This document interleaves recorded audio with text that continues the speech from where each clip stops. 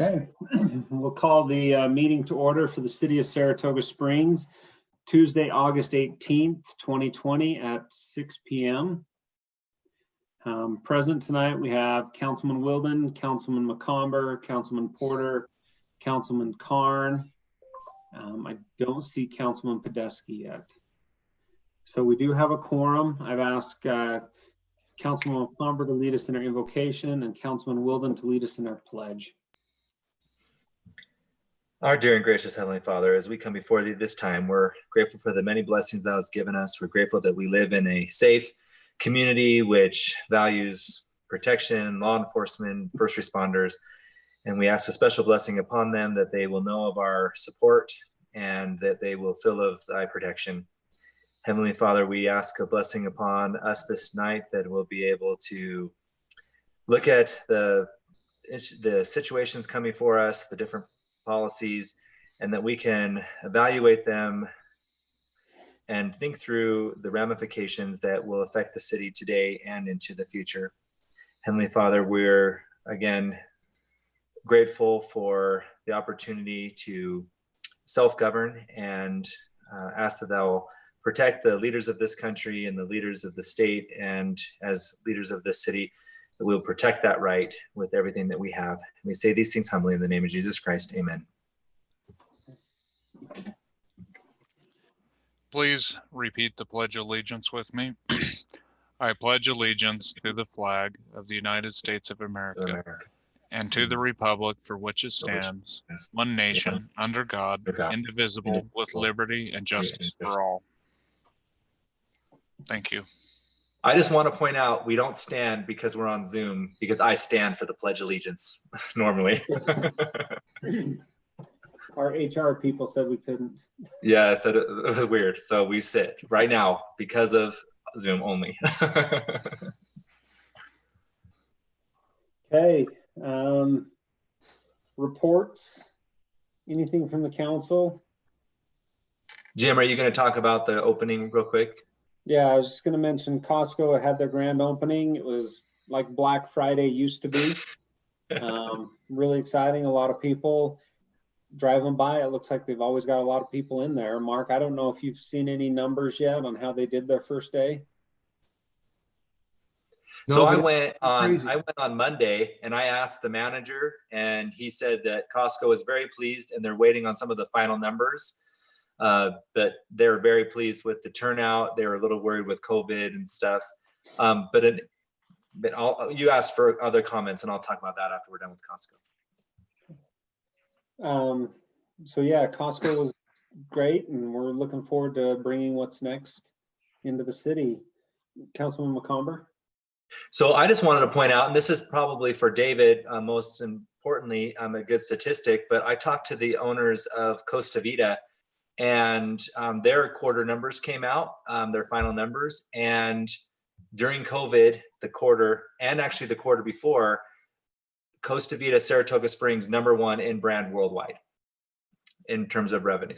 And so that's something to share with other stores similar, that might be wanting to come, that fast casual kind of thing. But again, #1 in the world for Costa Vida. That's good to hear. Mm-hmm. Appreciate that. Who was it that you spoke with? The Prestwich family. Okay. Which is the owners of Costa Vida and Fat Cats. So. Cool. Okay. Anything else from the council? Mark? Hey, Mayor. I'm on the call tonight. I'm going to be non-video. I'm a bit under the weather. Okay. So I'm glad we're Zooming tonight. I appreciate it. I can assure you that there are still colds in a COVID world. Well, you only have a cold? What? They're like a yes, I only have a cold. You have to always clarify. I'm coughing because I have a cold. Oh, Ryan's here. I see Ryan now. Yep. So we got Ryan joining us. Okay. Mark, anything from administration? Stephen just raised his hand. You may want to hit him first. I was just going to say, on my side. Mayor, I barely can hear you. So maybe you're far away from your microphone, but it might Okay. be super hard to hear for you on YouTube. I can hear fine, Stephen. What's your problem? Just kidding. I got the volume all the way up. Did you forget to turn up your hearing aid? So, good one, Chris. Okay. Mayor, before we devolve any further, we do have need for a closed session later at the end of this meeting. So thank you. Buzzkill. Things seem to be going well.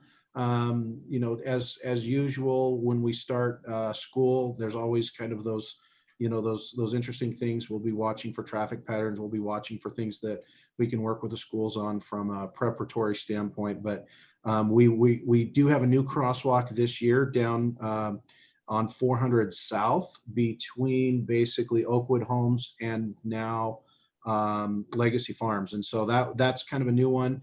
A little bit of a curveball. Our team, we were unable to get the official flashing lights for that for the permanent structure or permanent construction, but our team pulled together some temporary lights that are flashing lights down there. So hopefully we can, you know, kind of finalize that. Chief was great in getting things pulled together on that. And, you know, we'll just kind of see where things go as school opens back up. It's always tricky at the start of school year. And I saw them do the installation last week down there at that site. So I'm glad that Chief was able to find a solution to a stopgap. Yep. Is there anything in plan for Lake Mountain and Redwood? I know there's not a crossing guard, but is there going to be any additional flashing lighting, school crossing? It's just the regular crosswalk. Yeah, and for a junior high, that's all that's required, really. So again, we've got the crosswalk both at Founders Boulevard and we have the crosswalk at Grandview Boulevard, and both of those, you know, meet UDOT standards and codes for that traffic designation. Probably need to get on and proactively, because there's a lot of noise on Saratoga Link right now. So maybe David can get out there and help maybe stop some of that noise. But it's just because the buses last year they bust, then they canceled the buses for this year, and so now there's this new noise. Okay.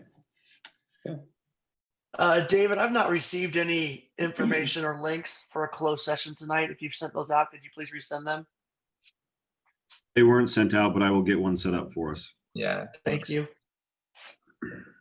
Mark, also introduction of Spencer. Oh, yes. Mayor and Council, I apologize. We have Spencer Quain who's with us. Spencer is the new Justin, our budget administrator. He's just turned on his camera. He'll be doing our budget amendment discussion with us here in just a few minutes. We're thrilled to have him on board. And, you know, I'll kind of help him tonight if there's any questions that come up that he can't quite answer, but we're happy to have him on. Spencer, how long have you been with the city now? About 2 weeks? Yeah, just 2 weeks now. Okay. So he's getting thrown into the fire here a little bit quick with you as a council, so take it easy on him tonight. Okay, you hear that, Wilden? Kindness. My heart is filled with it. Okay. We'll move on to the public hearing for fiscal year 2020-2021 budget amendments, resolution R 20-41.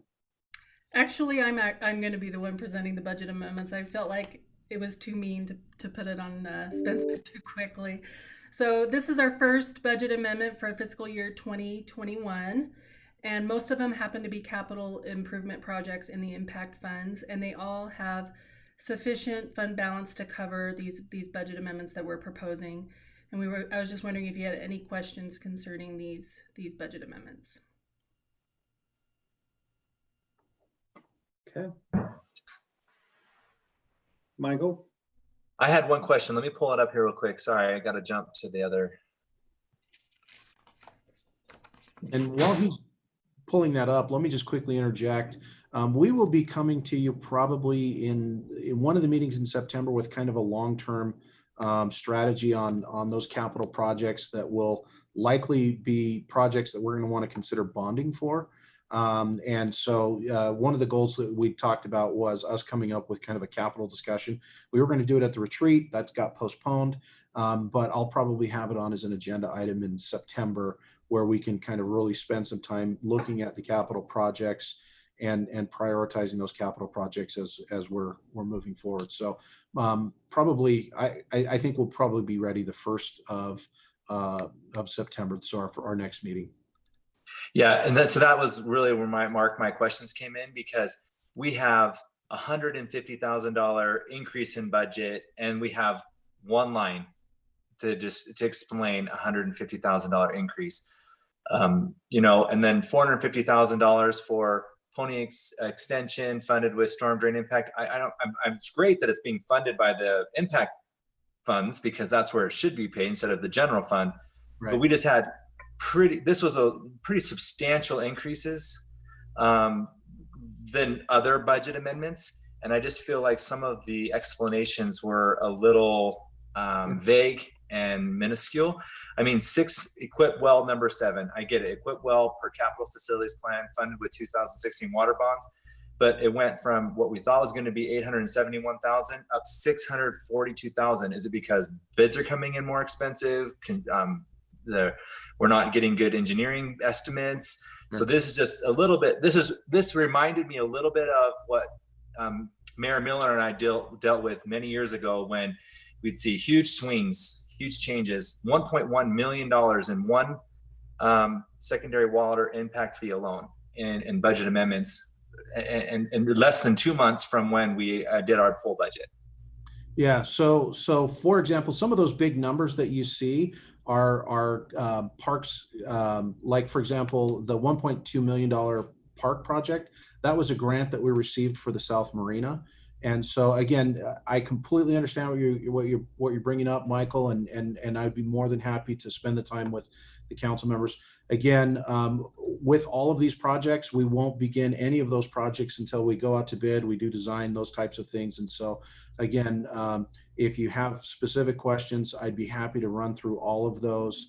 And again, some of this was things that we thought that we had already put into the budget last year, and there was changes that weren't made. Some of these are grants that we've received since the budget was adopted. So again, if you have concerns, those are things that we'd be happy to go through. And by all means, we will not be expending any of those outside of my expenditure authorizations until we award contracts and things of that nature. Yeah, and I wasn't concerned about the grants. I didn't mention those because we have some MAG funded and some grants, and we have some matching, and those were sort of washes, if you would. It is really some of these very large changes that, like for example, even the foothill from Pony to Lariat, $700,000 new budget amount, and in the description there wasn't even, this is for engineering, or is this for land acquisition? Is this for this is a study to design from an engineering perspective? What is this? Yeah, this is 700,000 that would go towards design, and right. And obviously, as a council, you're aware of this, but we anticipate that the MAG funding will be approved. And so there's 2 steps that would go along with that. One is we'd want to get a reimbursement with the county, reimbursement agreement with the county. Again, any money we spend towards Foothill Boulevard, we want to make sure it's counting towards that project. But the 700,000 was what we're estimating would be a design number, and it would basically design Foothill from Pony Express to Lariat Boulevard. And so again, we probably got the cart a little in front of the horse on that particular number without having a description in there. So we certainly understand your hesitation, but again, this was really for us to make sure we had the money there so that we could start the process of going out for an RFP for an engineering firm to design Foothill. We know that was a priority for the residents and also for the council. And it is. It just didn't have that in there, right? So it doesn't. If anybody outside of the council looked at this public record, and even does look at this public record after we approve it today, I would like to make sure that we have a description on that line item. And then also the Northgate Culinary Water LIND. What does LIND stand for? So the Northgate is the water agreement that we did with Boyd Brown to loop water up into the Northgate. And that was up in the northern. It's basically taking water from basically Harvest Hills and looping it down to the east side of Redwood Road, up off of the Boyd Brown property. So I'm just curious, what does LIND mean? I am looking for that particular. It just says LIND and there's no description. So again, all I see is Northgate Culinary Water, which I think we want to make sure, but then a $200,000 increase and no description of what that is. And I apologize. I've been out all weekend. I just barely got back. I was in the back country. So I only was able to review the packet this morning and prepare for today. So I didn't have a chance to call you, but these are things that we just need to make sure that these line items always have a description, because we might think, okay, we have a big budget, 200,000, but that's more expensive than 25-30% of the homes in our city, and we're just putting a $200,000 increase with no description. So right. Wanting to make sure it's clear, and so just, you know, I'm fine to approve these amendments today as my one vote, but I would like to see some descriptions put into these before it goes into the record. Fantastic. Could that just be a typo and it's line instead of LIND? Yes, it is. Yes. Hey, and Okay. one more thing. I wonder if this needs to be corrected under halfway through North Marina Dredge Phase 1. Yeah. The description says increase due to Utah retirement system. That is not correct. So again, Yeah, well, I mean, I was familiar. Sorry, Councilman McComber. Can I? Yeah, you're fine. Oh, that, okay. that was my last one. I was about ready to bring that one up too. So go ahead, Stephen. Sorry about that. I didn't mean to cut into Nope, you. you're fine. Yep. The other thing, it might be helpful, Mark, that I hadn't thought of before, or Shalice, is some of these are part of the long-term parks plans or road plans or whatever. Maybe putting a note on there as well as part of the description is, hey, this is to part of the long-term capital plan or whatever it may be, in addition to the description. You bet. Okay. Yeah, and again, you know, us linking it to the capital project numbers, there's certainly room for improvement. So thank you for the feedback, and we'll update that memo and we'll resend that to you, as well as have Cindy make sure that those corrections, that corrected sheet appears in the corrected minutes. Thank you. Mark, when do we anticipate the final vote on some of those fundings on the Foothill project? I apologize. I think it's probably going to happen at one of the next MAG meetings. So I'm expecting probably the end, you know, to the end of this month or in September. So I'm hoping that is finalized here very, very shortly. And again, that Foothill Boulevard road design project for 700, you know, that's in anticipation of those MAG fundings being approved. We're still years out in front of those actually being done. And so, you know, again, we'll get some better labels on there for you. Yeah. So this just lays the groundwork. Nothing happens until that vote takes place. Correct. Yeah. And we wouldn't even go out for construction until that's finalized and we do a reimbursement agreement with the county, so that basically we're basically telling them, look, we're starting to work on this project now, and Loading. Yeah, if we need to get reimbursed when funds become available, we would expect that as well. Yeah, understood. Okay. Mayor and Council, thank you. Okay, this is a public hearing, so we'll open it up for public input. Have we received any public input at this time? I don't have any emails or anything that came in for public input. I'm not sure what the clerk's office or finance have received. Okay, There's nobody online. nobody online. Then we will move. I will entertain a motion on it. I move to approve public hearing item number 1, fiscal year 2020-2021, budget amendments, resolution R20-41, dated today. I have a first from Councilman Podeska, Well, second. a second from Councilman Porter. Any further discussion on the motion? Okay, Porter, Aye. Karn, Aye. Wilden, Aye. McComber, Aye. Podeska. Aye. Motion passes unanimously. We'll move on to business item 1, Wildflower Major Community Plan Amendment, Hillside Standards. Good evening, Mayor and Council. For this item, this is a part of the Wildflower Major Community Plan Amendment. This was approved by Council in April with the condition of approval that the applicant work on their hillside exceptions that they're requesting and return to Council for approval of those standards. So they have provided those to us. This map here was what they originally had in the community plan, and staff wanted to work out more details about what the mining area is and what they are requesting. So they have come back to staff with these 5 proposed mining or grading areas. The blue is the areas with the most significant grading that's needed because of mining reclamation, and they justify that in the packet. They also have a channel reclamation area for this channel that cuts through the property. They have a transition area for the grading with a proposal to grade up to the regular areas. And then the green and yellow are the steep slope and standard grading that matches what we currently approved. This is a little bit more description of those areas, including how big they are. So we've really worked with the applicant to refine which areas need which exceptions. And then we also requested, and this is redlined in the packet, that they provide some additional protections for the steep areas adjacent to the Harvest Hills lots.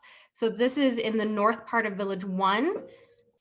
Particularly in this area. So staff has requested that they retain each of these lots on site and have a plat note and show the retention areas on these lots, and that they also have a 20-foot setback from the property line to any retaining walls to avoid any flooding or any impact on the existing lots there. And with that, I will turn this over to the council for questions. Okay, are there any questions from the council? Mayor, before we get too far into this, this is the first time we've done something like this in our city, and it's going to kind of set the bar for numerous other areas in our city that have similar mining reclamation concerns as well. And so I have some significant concerns about this that I need further time with staff, and therefore I would move that we table this. Okay. Anybody else on the council have a comment before I entertain a motion? I think it'd be better for me to get some of my meeting with staff as well, and then we can minimize some of the time that it would take to go through this right now. Okay. Then I will entertain a motion. I move to table business item 1, Wildflower Major Community Plan Amendment, Hillside Standards. And I guess that's it. There's no ordinance or resolution with it. Okay. Are you tabling or continuing it? How does it work? I'm not sure the verbiage. It's a continuance. If you look at the packet option 2. Okay, continuing. I'd move to continue business item 1.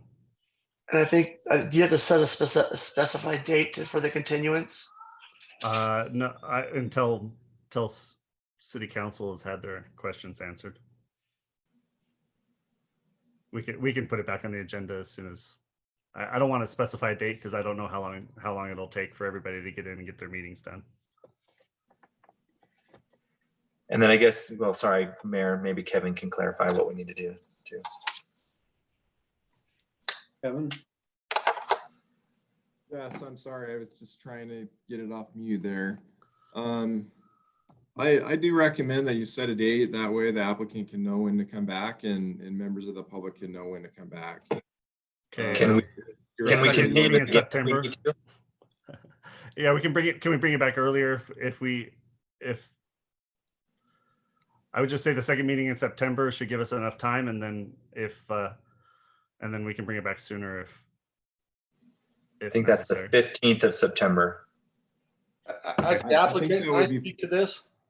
That would be fine. I appreciate that. I appreciate the concern of the council, and we really want to work through any of your questions that you have. This is a very time-sensitive matter. We have spent months working on this with your staff and your engineering department and your planning department. We're up against critical deadlines with wanting to have contractors up on site ready to work. So if there's anything we can do to speed this up, as far as I'll make myself available, I'll make my engineers available, we will take whatever time you have to work through this. But I very much appreciate that. You have had months and we've had days. So we need to get caught up too. Okay, so I have a first from Councilman Porter, A second. a second from Councilman Podeska. Any further discussion on the motion? Yes, could you please clarify the date that we're bringing this back? Is it the 15th or the 1st? 15th of September. Okay, thank you. Okay, Councilman Porter, Aye. Podeska, Aye. McComber, Aye. Karn, Aye. Wilden,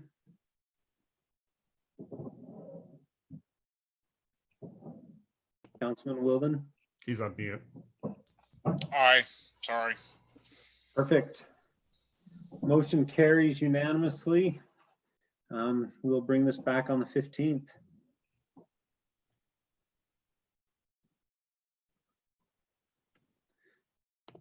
Okay.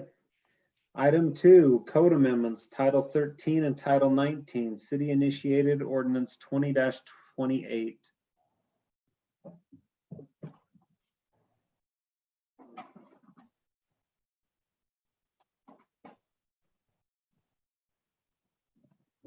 All right, Mayor and Council, let me get having a little problem. Let's see if we can correct that.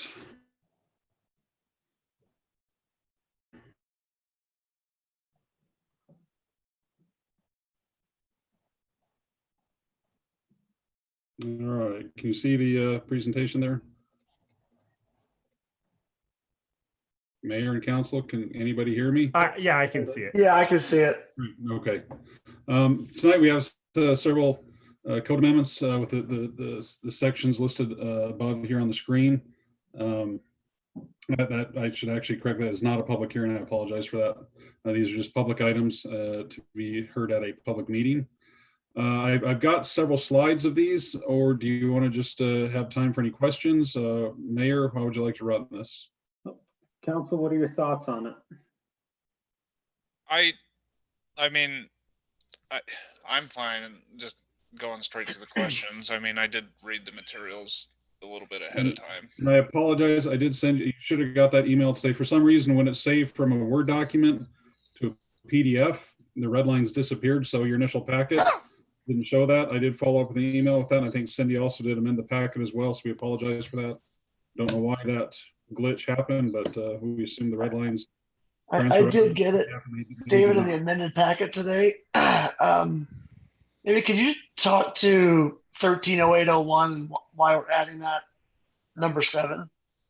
Yeah, this has come from Brad Davis. He's our code compliance inspector, and so we get issues of cars overhanging sidewalks. We need to keep the sidewalks open for pedestrian travel, and this just gives him some meat in the code to say you got to move that vehicle to keep the sidewalk open. Is this a real problem, or I mean, is this there's a few the habitual abusers? If I don't know who's habitual, but it's enough that he's seen it happen enough times that he'd like to, be able to point to some section in the code that says you can't do that. You need to keep it open for the users of the sidewalk. So Chris, thank you. That's a great question. Interestingly enough, and it's been a while, but when I've done ride-alongs with the police in the past, and it's been several years, but we do have a problem with this. So, the challenge is it is a problem, and again, this is something that we think would help us with our enforcement. It should be common sense, but it's not, and you'd be surprised. I can say that we used to have a trailer or at the end of our street that did this. They've since moved elsewhere, and somebody else has moved in. But I would like to see maybe some language. I mean, is the intent that this cannot happen even for a temporary? Well, it's not like we're out there driving every street every day. And so if someone's got something temporary, most likely we're probably still not going to see it. But if Brad gets a complaint, he's had some, I believe, of parents saying my kids can't ride down the sidewalk because there's a vehicle or trailer, whatever, blocking it. Right. Of course, most of our things are done on a complaint. Brad does drive around daily to look for things. But I would suspect that most times it still occurs. We're still not going to know about it, but this gives us that way to enforce it if we do get a complaint or if Brad does see it happening. I mean, to Councilman Porter's point, I would prefer to see some type of time frame. I'm not worried about our city code enforcement driving around trying to spot these little things, but I've loaded up ATV trailers where it's temporarily over that for a couple hours, 3 or 4 hours. And if you did get a complaint during that time frame, the way it's written is they would be within their rights to cite me. And I think would be overly aggressive. Well, I understand the need for it, but I would prefer to put a time frame around it. Yeah, with any part of the code enforcement, Brad doesn't tell somebody right here now you've got to do it. He always gives people, a week or two to work on it to make other arrangements. So it's not like he's going to tell them this better be gone in 2 hours or when I come in the morning to see it. So nothing really has a time frame as far as our codes go overall. So I think Brad's, willing to work with people. It's what he always does when he gets complaints on something. Well, there is a time in there. Item number 4, 48 hours, which, when this was originally passed, I didn't like the 48 hours because that doesn't allow for, say, in-laws or family to come and stay a weekend. So technically Friday night, Saturday night, they better move it Sunday and leave Sunday or they're not in compliance with city code. Yeah, I guess that's how we want to interpret 4. Would it be parked on the sidewalk? Is something just overhanging? I guess it all goes on how we want to interpret number 4 there. Well, number 4 is talking about parking on the street. Right. And technically, if the sidewalk is part of the right of way, which is the street the right of way, or is the right of way the street? I think, when I read number 4 anyway, personally, when I'm thinking street, I'm thinking asphalt and probably the gutter. I think we're talking about 2 different things. You were saying that there was no time in the code. I was just referencing item 4 as there's a time. On item 7, my preference would be to see a time component. And while we're at it, maybe we can't do this, but while we're at it, I'd like to see item 4 extended by another day to allow for a weekend for family visitors. Okay. Would you want to go then 72 on 4, 7? Well, bring back 4, I believe. Kevin, we can't approve the change to 4, so that was never part of the public hearing. But we have to come back with the change to 4. Well, this is not a public hearing. But the planning commission did the public hearing. Right. Okay. If I may, I can answer that question. Yeah, you're right. This is not a public hearing, and the scope of your change would have to be consistent with what was on the agenda, so people would have sufficient notice. And I think in the same section of Title 13, I think that's appropriate that you can make that change. I would just add that you say for longer than 72 hours, because right now it says for 48 hours, which means that anyone in violation would have to be parked there exactly 48 hours. 48 hours. So I would say for longer than 72 hours. And again, I'm the only one saying 72 hours. That would be my preference. And on the other one, I whatever on item 7. I'm supportive of the 72 hours as well for number 4.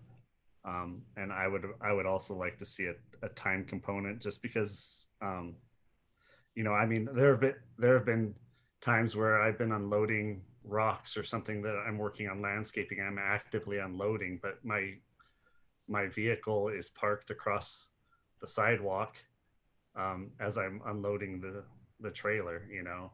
So I would prefer that we clarify that it's not that you can never do it, it's that you can't do it for a long time. So would you be comfortable with language that that says unattended vehicle or something like that? I mean, so the question is really starting to beg the question of you know, do we this looks, you know, the way 7's written, it looks absolute, so that it can never be overhanging for even a moment. And I think that's what, and I could be wrong, but I think that's what you're kind of alluding to. But I think the bigger question is if you're blocking the sidewalk, we don't have teeth to enforce that. Now, if you're temporarily unloading a vehicle, okay, that makes sense. It's not a big deal. But do we really want someone to be able to park their vehicle and block a sidewalk for 72 hours and not be well, able... maybe it's a shorter period of time or unattended, or, you know, 24 hours or whatever. I would suggest 24 hours on number 7 if anyone else is comfortable with that, and then item 4, 72 hours, and using similar verbiage for whatever Kevin said, for longer than, in excess of, or whatever he said. So again, you know, what we are doing with that change is we're saying it's okay to block a sidewalk, and we can't do, you know, we can't enforce beyond that. So I think, you know, just as a warning, a caution, you may be going more, you know, there just may be some unintended consequences with doing that. So, well, the problem with that is every other day you could park your vehicle across the sidewalk for 24 hours. That's the problem with that. So that you're opening up that can. You're right, because you can take your vehicle for an hour, come back, park it again, and technically you're essentially reset the clock, I'm assuming. I like Mark's recommendation on number 7 saying unattended vehicle, because then the working on it, doing a project, you've got obviously rocks coming out of it. And then number 4, absolutely have no problem with 72 hours. Okay. That's just, again, I agree with that as well.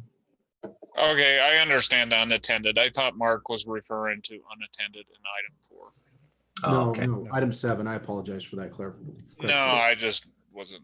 Everyone else got it but me, so you don't need to apologize. And as a question to Kevin, since this was not a public hearing, Title 13 doesn't require a public hearing. Kevin, can these changes be made now, or do these have to go back through the process? So yes, I answered the question earlier. As long as it's within the scope of the agenda item, which is really just says code amendments to Title 13, I think amendments to this one specific section are within that scope. I would feel comfortable with the council making that change. I would say that maybe we need to work on some language on 7. Perhaps you might want to table that, because, you know, what does it mean to be unattended? I think we got to be really careful there. When we insert something in there, we got to have definitions and describe it in a little more detail. Otherwise, it's going to come down to, you know, what one person's interpretation of unattended versus another.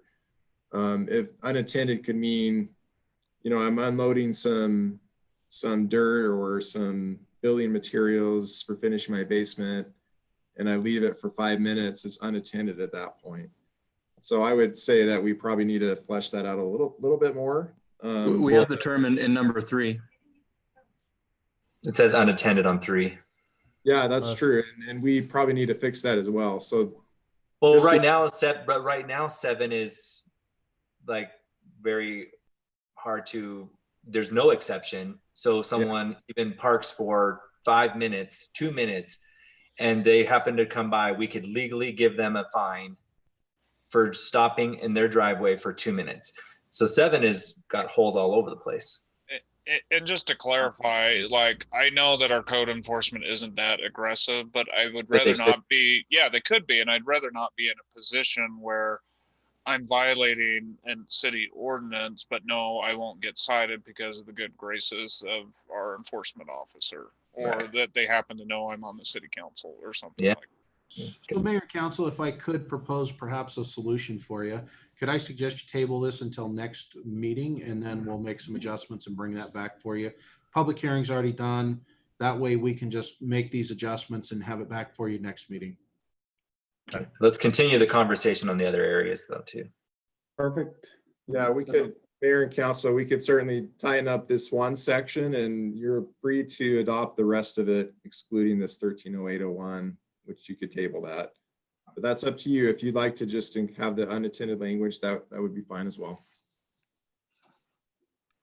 Okay, I will entertain a motion. Well, I still have questions on the other Sorry, section. I thought. What do we want to do? Title 19 tonight? The rest of the. Councilman McComber. Okay, thank you. So my question is on 190407, the table on the interior side and rear, what prompted this more than 50% reduction from something that's been around for 21 years? I'm just wondering what's causing this. Just some development potential coming up at the North Redwood Road rezone that you approved. Having a setback equal to the height of a building is not uncommon throughout cities. We did do a little bit of that, or we've looked at it here and thought, you know, if you look at my table here, up in the yellow, those are the approved building heights within those zones. And so, for instance, right now in the regional commercial zone, you could have a 50-foot high building, but right now that could be 10 feet on an interior side. You could have a residential zone 10 feet away. And so, great. And I appreciate that. I didn't have a problem with point 10. I commented on point 7. Oh, excuse me. Mm-hmm. So we went from 5 to 2 feet on there. Pretty much. Yeah, I apologize for that. Yeah, looking at setbacks, you know, 5 feet, when you have an accessory building 5 feet from a property line, you do get that 5 feet essentially of dead space. Yeah, it's but 5 feet is accessible to get in there. 2 feet, most you'd have to have your 8-year-old kid go in there and clean it. Well, and 2 feet's the minimum, obviously. I've got, you know, I've got a shed that's probably 2.5. Yeah, I can get back there, but really to eliminate dead space. Yeah, it collects a lot of stuff and garbage and leaves, and I'm just this has been for 21 years, and there's hundreds and hundreds of accessory units that have met the 5, and now we're saying 2, and I think that makes it even more of a collection of leaves and doesn't get cleaned because it's so much tighter. I just was wondering what sparked it. Because this is self-imposed. We brought this forward. This isn't a developer asking for this. No, I'm just wondering why the city is. Back when we did the goals, a lot of the other cities have 2-foot setbacks. So you're not, you know, if you build a shop that's 15 by 20 and you add 5 feet on the back and 10 feet on the back, there's just big gaps that don't do much and chew up a lot of yards. And a lot of our neighboring cities for their residents are actually 1 foot off the property line, like Lehigh, with increased firewall in the structure. But that runs into problems with water dripping onto the neighbor's property or overhanging the property lines. So when Dave was looking through some of this research, that kind of pushes it back and allows it to maintain itself on its own property for that purpose, without chewing up 3 more feet each direction. Well, but it also puts the much bigger structure that much closer to the neighbor's yard too. So I'm not going to fight it. I'm just wondering what sparked this 3 foot. I mean, it's more than a 50% reduction. And so I can see, Mayor, I remember you talking about that for the shops and things. It's just 2 feet is even harder to get around and get in there and clean up, but okay. Yeah. And again, that's minimum. This does still give you the advantage too of pushing those accessory structures further towards property line, which then of course increases your usable space in your backyard by 3 feet. And then you still can't go over a public, you added the public use easement. So if you have an easement, you can't go over that. That is correct. If it requires a building permit, it cannot go over the easement. And so you'd still have to go through the process to vacate those easements, which is not uncommon. It does happen periodically. And so that Right, owner and the has right small to go that sheds way as can be well. moved if we had to. It's these bigger structures that have footings even and stuff that you with the Well, permit. on most of our properties, we don't have utility. We got the easements on the side, but we don't have utilities that run down side yards. So getting Rocky Mountain Power and Questar to vacate easements that have nothing usually isn't too hard. But The rear one's a little trickier. Yeah. Yeah. Yeah, and even in state. Sorry, you cut out. Couldn't hear what you said. David Stroud, you cut out. State code, those smaller sheds under 200 square feet, which is what requires a building permit. State code even has covered where. Can you hear me now? Yeah. Okay, can you hear me now? Yeah. Okay, there is a provision in state code which protects the utility companies if they do need to get into an easement that's there, and say you have a 110 square foot shed, it's still the responsibility of the property owner to move that shed, so utility company could get into those easements. Okay. I didn't have any other questions in the clear sight triangle changes. That was the majority of the other changes, and then those height that made great sense in terms of the setbacks with the height of the building. So thanks. There. So my internet connection dropped. Were there questions about the site triangle provisions? I didn't have any. I don't have any. I'm good on that. No. Mayor Okay, and council. thanks. Okay. Mayor and council, if I can, I wanted to address the issue of that setback really briefly. One of the things we have done is we have granted some franchise agreements to some other utility providers. They're not technically a public utility company, but there have been some fiber providers that we've granted franchise agreements, which have allowed them to go in that public or that utility easement area. So I wonder if this is something that might cause some ripple effects to some of those providers that are not public utility companies. You're muted, Councilman Comber. Sorry, my last house, the Xfinity went in that public easement behind my house. So that is a good point, Kevin. Well, the council a while back approved the option that it's already been there to vacate an easement, but if an easement is going to be vacated, we require a letter from the utility holders to say, yes, we agree or we approve a vacation of this easement. Would that include the private companies? Sorry, Chris. I think that was my question. That's probably the question. Right now, the code says the letter has to come from the public utility companies, not per se the other utility providers. So it's definitely something that staff can try to catch and manage. They typically bore in those situations, though, if there's a structure or something in the way. They did in my yard. They dug my whole hard. yard up. Yeah, but to pull fiber and bore typically is not. I mean, they do it under the width of a road, so the width of a building shouldn't be end of the world for them. Unless there's 15 of them in a row. Yeah. Yeah. Yeah. So they should have brought fiber to us earlier. Yeah, exactly. Some conflict in that area for sure. Now, those utility companies that are not public utility companies, they don't have the burden or they don't have the right that the public utility company has under state law to basically put the burden of replacement on the property owner. So if they did tear up a structure, I would just have to make sure our franchise agreements is protecting the property owner to make sure that those third-party utility companies they can't go in there and damage structures without replacement.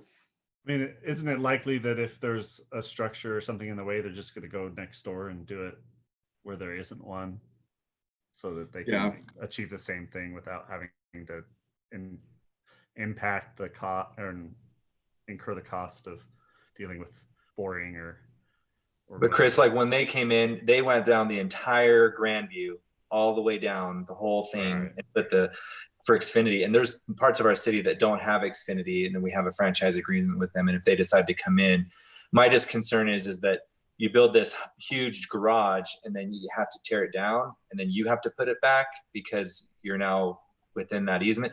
I just worry because 5 foot is the easement. We're going to 2 now, infringing on that easement. And I just don't want to have that complaint, that resident freaking But out. in the case of your last house, Michael, it backed to a major road where a lot of these would be interior lots that usually utilities typically don't run through. They run through the fronts of the yards. And I think those ones would be vacated easily. Yeah. But there's still a lot of people who would still be, it could be impacted. True. So all the franchise agreements I've drafted require them to, replace and restore the property that they encroach in. But Kevin, just to clarify, that was outside the 5. We weren't putting buildings within that easement. We had the 5 foot easement, and then we put the structures out that. And if someone put a structure over the easement, then they weren't protected because they were infringing on the easement. Because my neighbor had a shed that they had to move on their own dime. I didn't. They had some rock walls and some landscaping, and they did a really crappy job repairing it, but they did repair it. But the building next door had to move, and then the resident had to pay for it because they built the shed over the easement. And now, but right now, today, we are now saying that people can build sheds over the easement 3 feet. Can I ask, how wide are the easements? 5 feet. So it's 10 feet? 5 feet on each side, yeah. Yeah. Each So side of the you're property line. correct. To get the big equipment in. Yeah, true.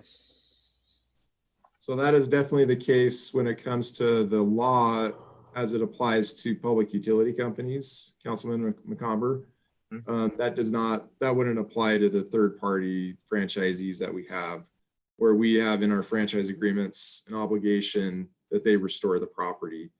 So that would apply to structures as well. So the ones covered by state law, are we essentially talking about Rocky Mountain Power and Questar? Or Gas. is that really the only 2? Rocky Mountain Power, Questar, Xfinity, Comcast is protected. Are they protected? So they're protected. All those public utility companies, they have to get a certificate through the Public Service Commission.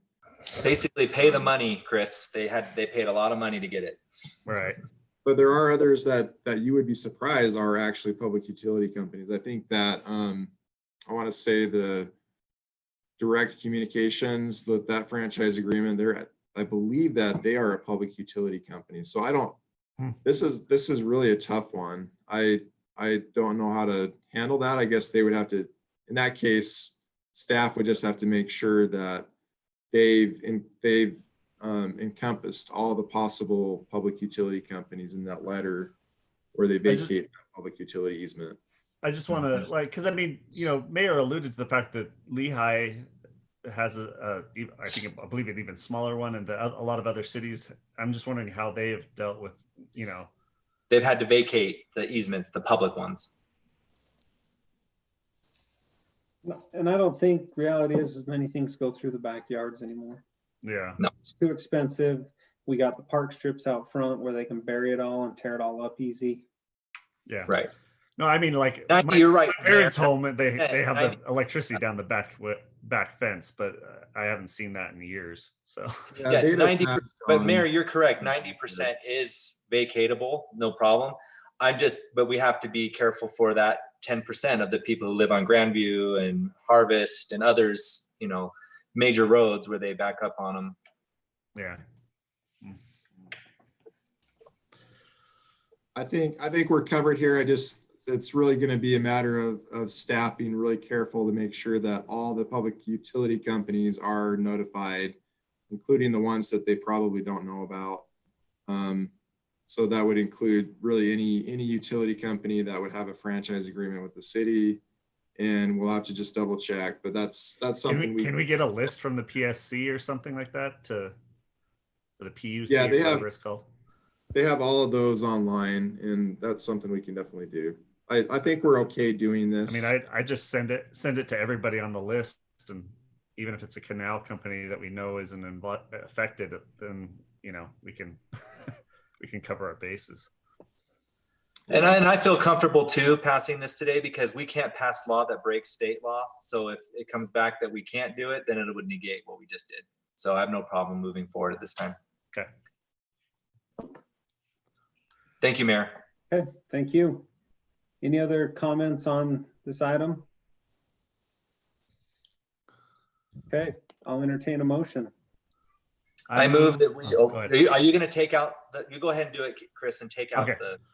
I move that we approve code amendments to Title 19, City Initiated Ordinance 20-28 dated today, removing Title 13 and directing staff to bring that back at a later meeting. I'll second that. I have a first from Councilman Porter, second from Councilman McComber. Any further discussion on the motion? Okay, Wilden, Aye. Podeska, Aye. Oh, wait. Porter. You have to do the motion first. Yeah. We did, didn't we? No, he has a change, but you have to do the vote right now. Oh, McComber, Aye. Karn. Aye. Okay, motion passes. Chris, you had an amendment to it? Yeah, I would like to amend that to, oh, never mind. I think we're good because the hours stuff was all in Title 13. So It was. Yeah. Nay to your amendment. I didn't make an amendment, so they. Nay. Perfect. Okay, the minutes from August 4th. I'll move approval of the minutes for August 4th, 2020. Second. First, Councilman Wilden, second, Councilman McComber, all in favor? Aye. Aye. Aye. Any opposed? Motion carries. We have need to go into closed session this evening. I'll entertain the motion. So made. First from McComber, Second. second from Councilman Wilden, all in favor? Aye. Any opposed? Okay, Before we you go, I love how Chief Burton is in his car doing his job. I love how he's at the best backdrop out of all of us. It's Luckily- a virtual background. luckily- He's just sitting in the bathroom. Luckily, the air conditioning works. Yeah, but it's just cool because you're doing your job out there protecting. Appreciate it. Thanks. Thank you. Okay, let's see.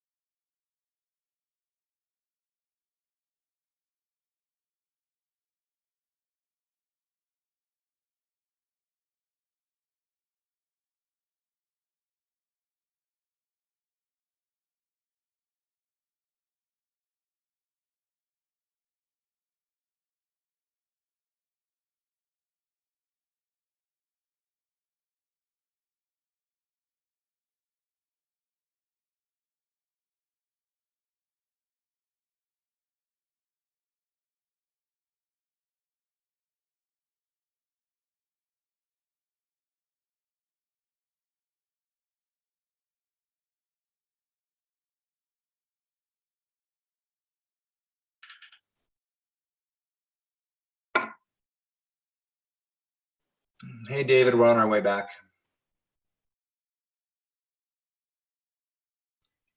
Okay, sounds good.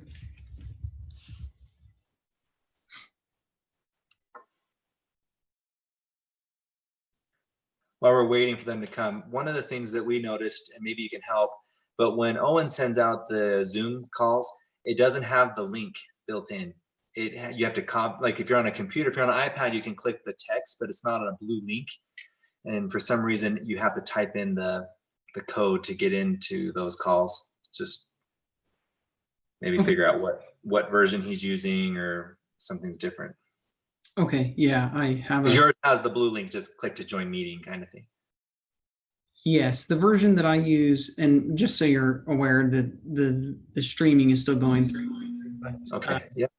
The version that I use is a different paid version that allows me to have more features specifically to run these meetings. So I'll chat and see if we can figure something. Then if that's the case, then you should just send us the closed meeting invites too. So. Okay, we'll see. Steve and I was just telling David about the problem with the links. Thank you. We may have to get a second webinar version of the account because I can't run 2 meetings at the same time. Honestly, it's probably just the way he's copying it in because I have He has a higher version, Steven. He has a nicer version of Zoom. David does. Yeah. Well, yeah. So we'll figure it out. We'll problem solve on the back end and figure out whether we need a different version or being sent out. So, well, if there's no other business,